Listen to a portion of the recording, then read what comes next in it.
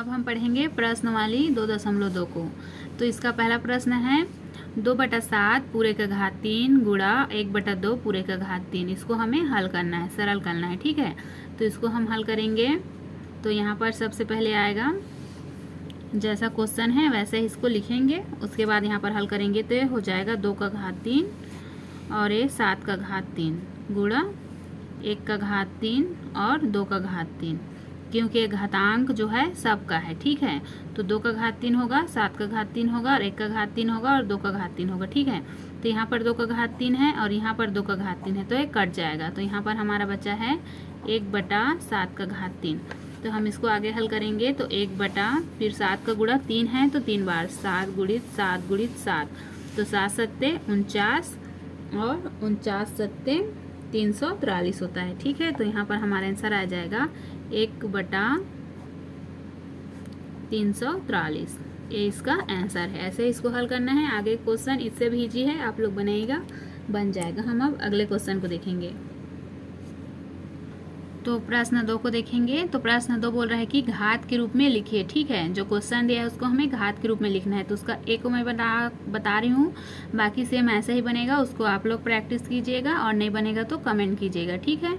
मैं आपको हर एक क्वेश्चन का एक एक 2 क्वेश्चन को बनाकर बताऊँगी और बाकी को आप लोग बनाइएगा, ठीक है।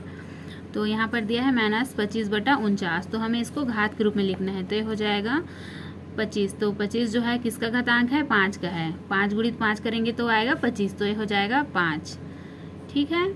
और 49 जो है वो 7 का है, 7 सत्ते 49, तो ये हो जाएगा 7। और इनके आगे माइनस है तो यहाँ पर हम माइनस कर देंगे, ठीक है।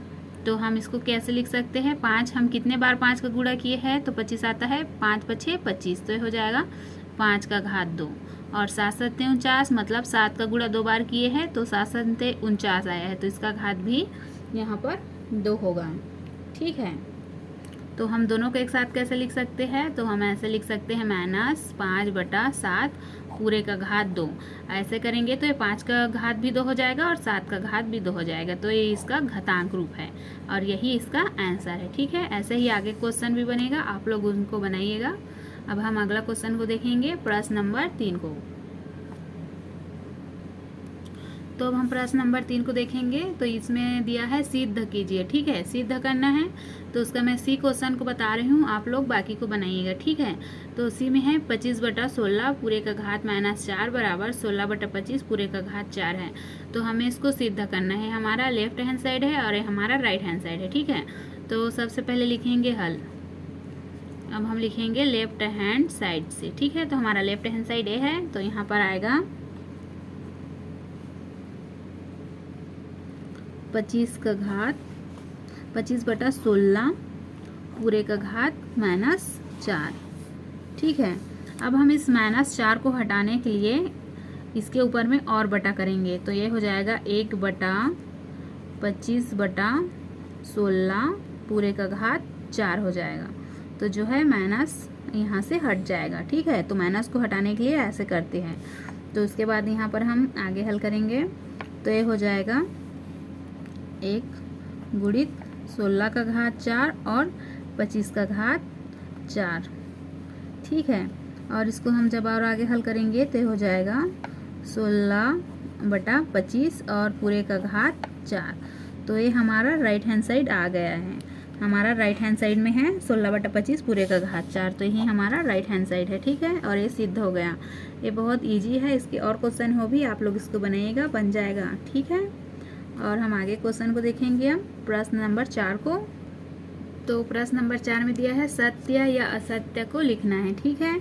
तो इसका पहला को मैं बना के बता रही हूँ, जैसे हम अभी तक पढ़े हैं वही क्वेश्चन इसके अंदर में है और हमें बताना है कि वो सत्य है या असत्य है, ठीक है। तो हम इसका पहला क्वेश्चन को बनाएंगे, उसके बाद बाकी को आप लोग बनाइएगा और बताइएगा कि वो सत्य है या असत्य है, ठीक है।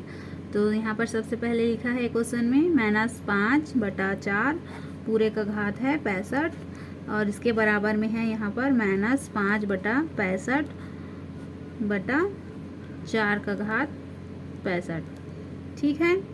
तो इसको हमें प्रूव करना है कि ये सत्य है या असत्य है। तो यहाँ पर लिखेंगे हम हल, ठीक है। तो यहाँ पर ध्यान से देखिए, यहाँ पर है -5 और 4 भी है इसके नीचे। तो यहाँ पर लिखा है -5 जब इसको हम बाहर निकालेंगे तो -5 भी 65 होगा और 4 भी 65 ही होगा। ठीक है, इसका मतलब है कि हमारा आंसर सही है। ठीक है, ये सत्य है। और इसको हम और हल कर सकते हैं, जैसे कि देखिए इसका फार्मूला हम जानते हैं, जब भाग में रहता है, बटा का मतलब क्या है, भाग में है, जैसे कि a⁴m बटा a⁴n होता है। तो उसका फार्मूला क्या होता है, a⁴m - n होता है। ठीक है, और जो घातांक है वो दोनों का होता है। तो ऐसे ही फार्मूला से भी ये बन जाएगा। हमारा ये जो है सत्य है। ऐसे ही बाकी क्वेश्चन को आपको बताना है कि वो सत्य है या असत्य है। ठीक है।